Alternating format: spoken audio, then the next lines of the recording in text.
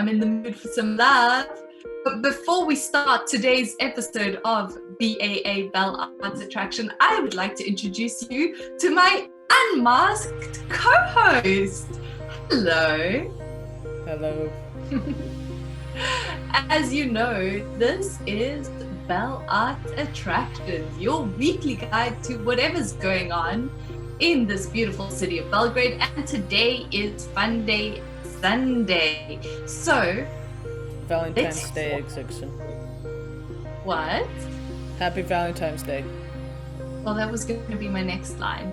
Oh, sorry. Let's start off by saying Happy Valentine's Day, or as they call it in Serbian, Dan Ljubavi, or Day of Love. I hope you got your hearts painted, your dinners out, your presents bought, your flowers ordered, and if you're single, I hope that you're mingling with someone on a Zoom call or, a walk on the street, keeping it nicely socially distanced. Good idea. So let's get into the events.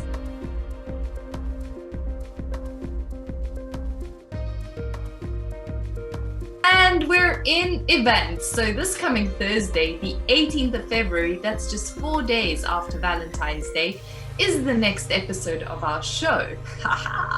But it's also a performance of Karamazovi or Karamazovi, Sablasni Eros, Karamaz, Ghost Eros, at Pozorište SLAVIJA on Svetog 16 to 18, and it's happening at 7 p.m. Tickets are going for 600 dinars, so get them soon. Links below. So the play wants to recognize, it's quite a dark topic, the evil in man. To notice it in its beginning, in the very beginning, before leafing and flowering, and perhaps sense it even earlier.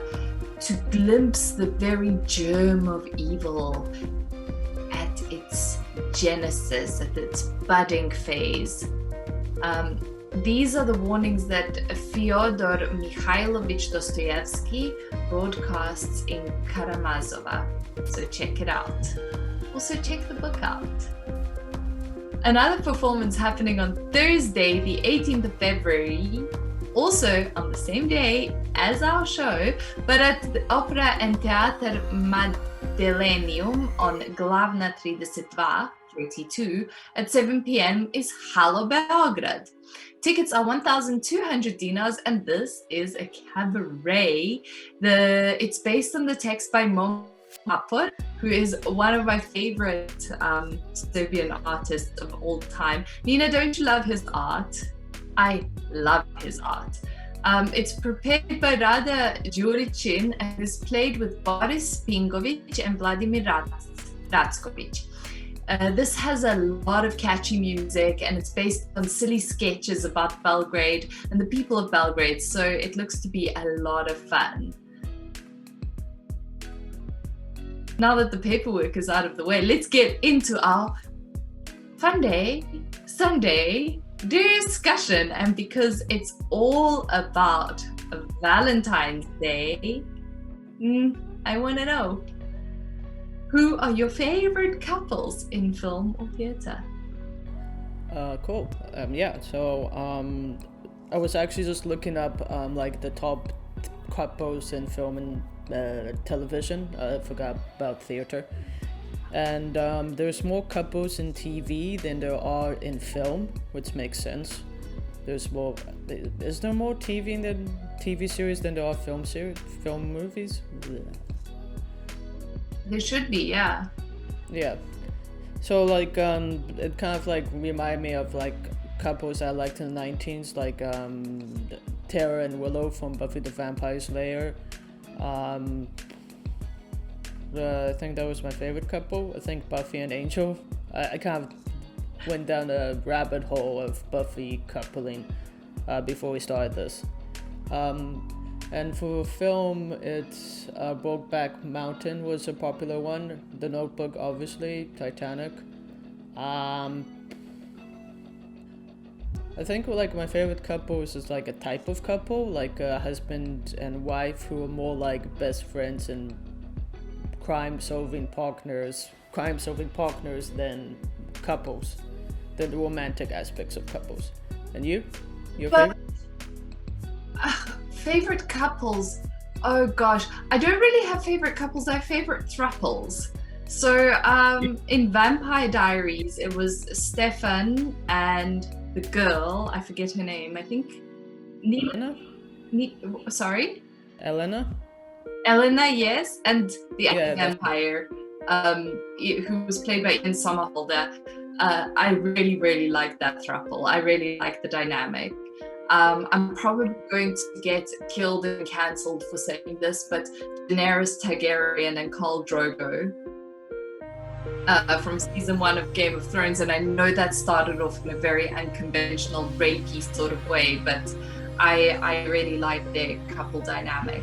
But what I don't like about couples and the way that they're portrayed on TV and in series is that they're idealized and romanticized so much that you don't really get a real sense of what it really means to be in a couple. And I think they take those first few months of, the honeymoon period of any romance and stretch it out into like a forever after. Yeah, that's kind of like, I think we're in the same mind length. That's why I was talking about like couples that are more like friends and like that's why I was saying crime partners, like because you get to see like their personalities and how they work together outside the romance, and the romance is usually, no offense, but boring. Like it's not funny or quirky. It's kind of just romantic, like flowers and writing songs, but not like goofing and joking around. I think a lot. You make such a good point. I don't know if did you ever watch Frasier? Yes. So there was a dynamic between Daphne and Niles. In the show, Daphne was Frasier's father's physiotherapist, and Niles was Frasier's brother, and there was always this like tension between them. And once they got together, I feel like the show literally fell apart. I don't remember them getting together, but I remember their interaction. They got married. That's why you don't remember. The show fell apart. It became so boring. Yeah. After that. That kind of ties into my thing. Exactly. Yeah. Cool. And do you have any favorite theater couples? That's a bit of a tricky one.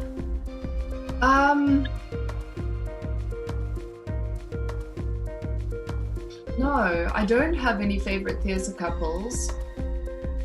Maybe like Alphaba and the White Witch. Oh, okay. But not a romantic couple, obviously. That's more of a sibling dynamic. I really like that dynamic. No, for theater it's more of the character relationships and dynamics than theater couples. And I'm not into classical theater so much, with the love stories and everything. And even I like Shakespeare, but the Shakespeare I like isn't really, you can't say Macbeth and Lady Macbeth are your favorite couple, you know what I mean?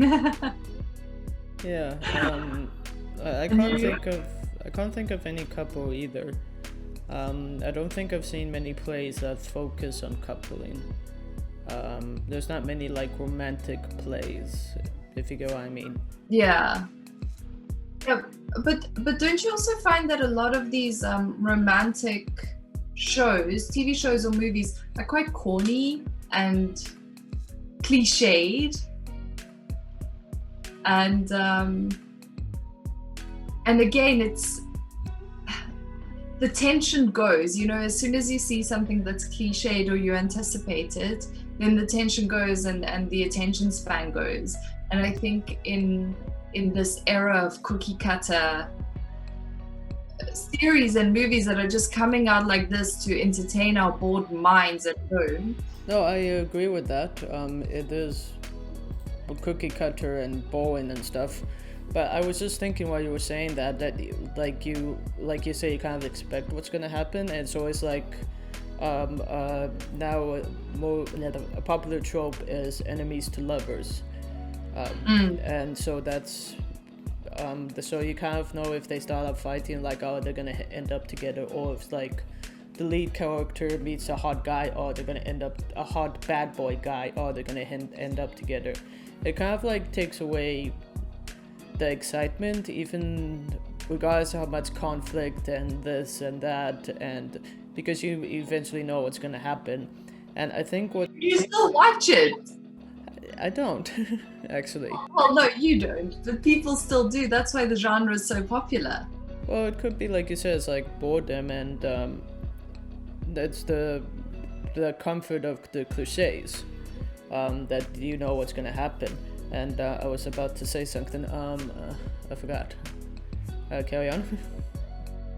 No, I was good. I wanted to say that there's a new film on Netflix that's really been a new romantic film. I don't know if you, I can't remember the name for the life of me.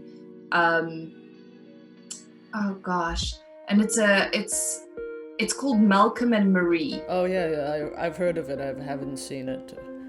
I have not seen it, but that film has, I don't know, I've seen so many clips out of it. I think it's perfect for ahead of Valentine's Day. I have a single friend who's so sore about being single over Valentine's Day, and it's like really resonating with her. Then I think that's one to watch. People out there, go and watch Malcolm and Marie. I'll do the same over this long weekend. By the way, guys, it's a long weekend, so enjoy tomorrow off, enjoy Tuesday off. It's gonna be fantastic. Haha. Get out more. The weather got colder. Just Go freeze. Go enjoy being cold. Don't freeze. But watch Malcolm and Marie. There we go. There's one to watch tonight for all you young lovers and lonely people out there. It seems to appeal to both audiences. Yeah, I also heard that Marriage Story is quite good, but I was saying about that you know what's gonna happen, and now I remember.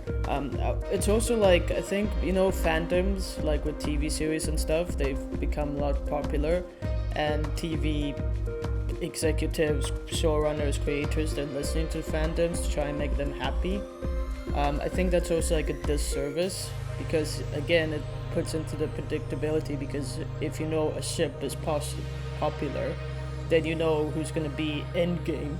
So it's like, why am I watching this? Why is everyone making a big deal if, oh, this one kissed this one, because you know what's going to happen at the end.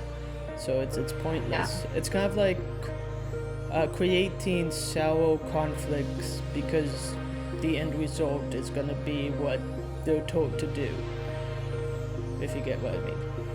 Yeah, I get what you mean, and I'm not in the fandom. I'm not a very romantic genre-y person anyway, so anything that sort of cookie cutter annoys me from the first. That's why I like the idea of throuple being represented, the idea of, I really loved, you mentioned Brokeback Mountain earlier, and I read about Heath Ledger, and that he refused to partake in the jokes that were made around the time that the film came out, because he took the love story and the character development and the entire premise of the film so seriously that, you know, when people were, it was a different time. I think you couldn't make the same jokes in today's climate, but when people were making jokes about it, he just refused to take part. And I think that's also really nice when the film goes beyond the actual movie, you know, and you see it a lot. I mean, you see that character development come out a lot in real life, but not in romantic films, unfortunately. Yeah. Well, I think like the fun character development in couples or tribe couples that you like. Sorry, my camera's mirror is reversed, so it's confusing me. That you like. I think what's interesting about relationships is more the friendships and the sibling relationships. Yeah. Or like, I think like what also interests me is like not the new love, but like when couples have been married for years, like the old love. You know, there's a series called Working Moms, and it's about moms who work, and one of them is living with her partner, and they have 2 kids, but they're not married. But you see, they act like a married couple, and they're more friends, and it's kind of like how my parents act in real life. Yeah. So like, so it becomes familiar. It becomes familiar, and I also think it's like more relaxing. I think I don't date much because I suck at it, but I think it's like that whole tension in the beginning of a relationship when you're trying to be like better than you are, and then after I think it's like 6 months or to 2 years that kind of fades away, and then you fall in love. I think the first thing is called the beginning part of relationship, the obsessive part is called limerence or something. Hold on, I can't look it up. I'll put a link below. Limerence. Yeah.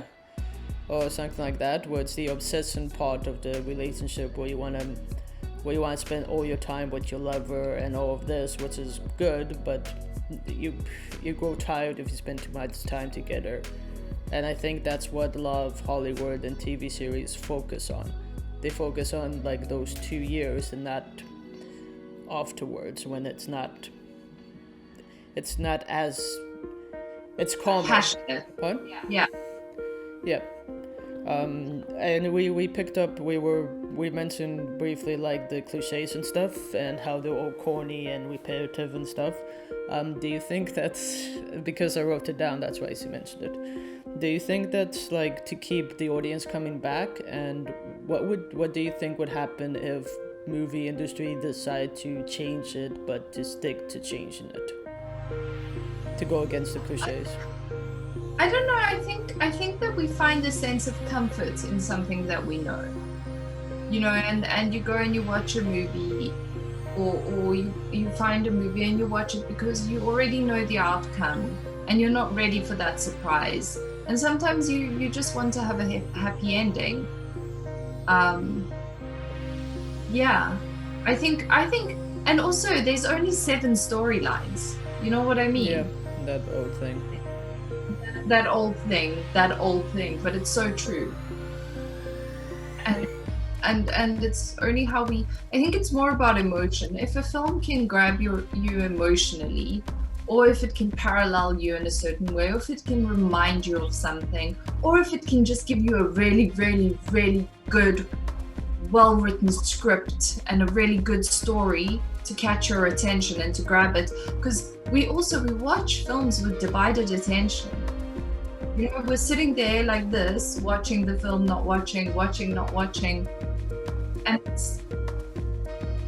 you need something that will grip you and grab you. And if you find something that grips you and grabs you, then let us know.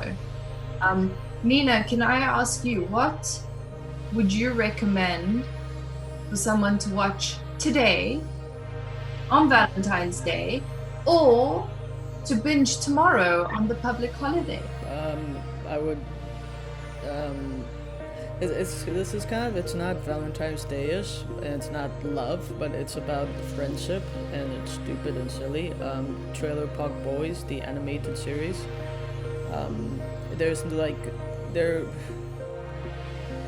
It's about a group of friends who live in a trailer park and they do stupid things. I would suggest that. And as for the lovey-dovey, I haven't seen it, but Marriage Story is calling to me. And for another type of love, like mother and son love, Jojo Rabbit, if you can. Even though that's not about romantic love. All really good recommendations. We'll pop those in the description below so that you guys can have a look. My recommendation, I only really have one, and it's a friendship kind of love to best friends. It's Firefly Lane. It's on Netflix. What's it? It's about 2 best friends. what's it called? Firefly Lane. Firefly. Yeah, it's a series. I binged it in a day, and I'm going to binge it again. It's melancholy and emotional, and it got me, just as I was saying, I didn't look at my phone when I was watching it. I watched it. I was in there. Okay. So that's something I recommend, and I always recommend Valentine's Day to be watched on Valentine's Day. All-star lineup, cheesy storyline, all the corn you want, and happily ever after for days. Okay. We can also obviously you can watch like Disney films.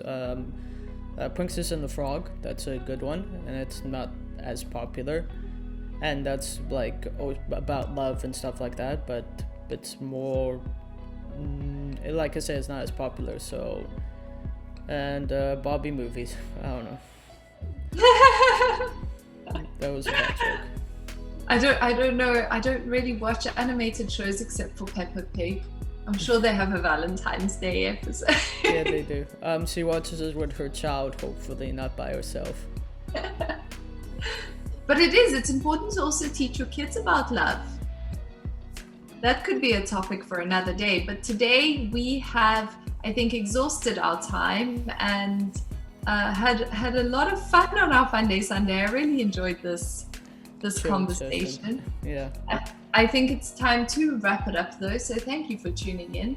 And if you like what we do, please subscribe, slap that bell, like if you like, and comment your thoughts, recommendations, movies that you love, what you think about the movies that we love, what you think about love on movies, and please email us at bellartsattractions@gmail.com or belgradeartnews@gmail.com if you have an event or know of one that you would like us to shout out. We're trying to target smaller, more niche events, also any groups, any kind of small business as well that you're doing that's arty. Wine with art, if anyone's doing wine with art, let me know. Email bellartsattractions@gmail.com. Attention Nella, looking to wine art, and let's grow together while supporting the art scene. I'm Nella, that's Blue Glove Speeches, and please check the links below for more info. We have been your hosts this Valentine's Day of Love. Bye. Bye.